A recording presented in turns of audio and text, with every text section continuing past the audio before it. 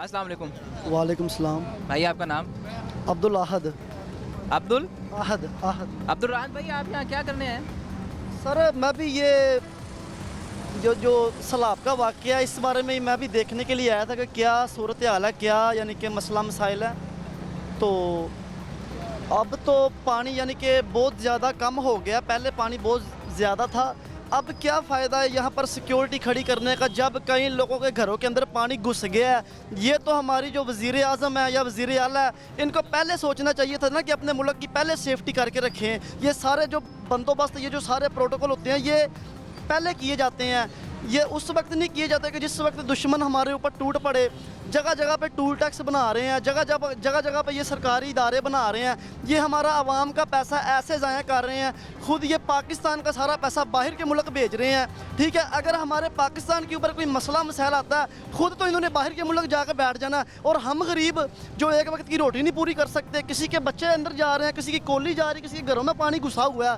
ठीक है, लिहाजा मेरी ये रिक्वेस्ट है, अगर मरियम साहब आपने हुकूमत करनी है ना तो तरीके के साथ हुकूमत करें।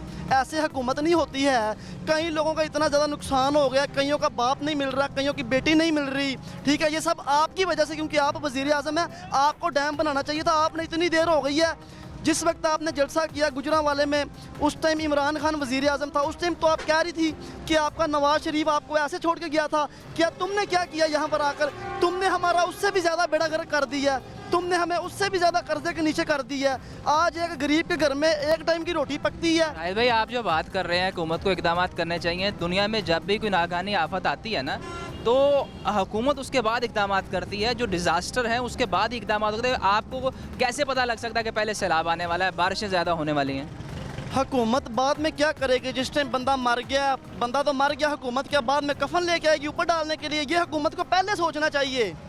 ये हुकूमत है, जैसे कि पुलिस वाला ना, अगर उसने रिश्वत लेनी है ना तो उसने सबसे पहले अपनी मजबूती देखनी है कि मेरे पैर मजबूत हैं। अगर ये वज़ीर आज़म है तो उसने सबसे पहले अपने मुल्क की सेफ्टी देखनी है कि यहाँ से मेरा दुश्मन वार तो नहीं कर सकता।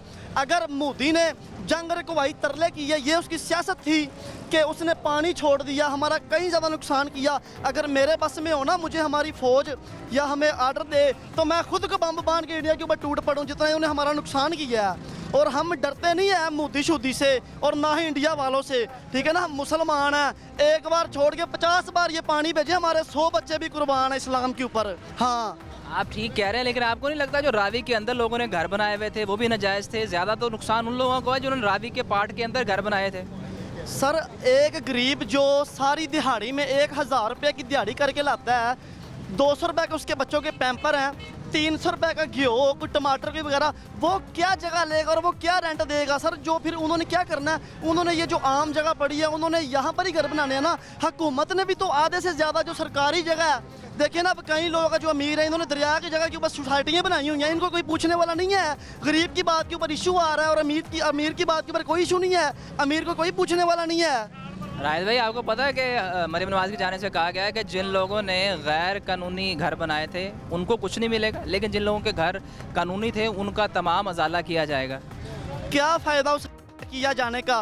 पहले घर देते हैं, बाद में ये खाली भी करवा लेते हैं। अब इसकी हुकूमत है, जब इसकी हुकूमत जानी किसी और ने आना, फिर वो गरीब मुसीबत में। ठीक है, हुकूमत इनकी आ रही है, जा रही है। ठीक है, और परेशान ये अवाम हो रही है। अगर जलसा होता है तो रोड बंद हो जाते हैं, किसी का कोई एम्बुलेंस होती है, किसी का 100 मसला मसाइल होते हैं। इनकी की ये मरियम नवाज की, ये नवाज शरीफ की, इनकी की हमारे गरीबों के आगे आ रही है। हमारा क्या कसूर है? हमारा यह कसूर है कि हम टैक्स देते हैं।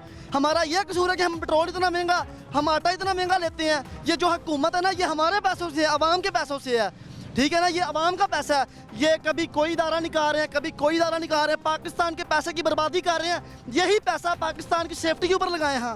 ये पैसा डैम बनाए इस पैसों का। कह रहे हैं हम किसी और से पूछ रहे थे कि वो भी ऐसा सोचते हैं। पता क्या, वो गरीब लोग हैं, उनके अंदर इतना जिगरा नहीं है कि मरियम बीबी साहिबा को कुछ ऐसी बात कर सकें। ठीक है, मैं मरियम साहब, अगर आपने हुकूमत करनी है ना, अगर आपने हुकूमत करनी है तो इन गरीबों का कुछ सोचें। ये नहीं कि खाली वो महकमा आ गया जी, वो महकमा आ गया।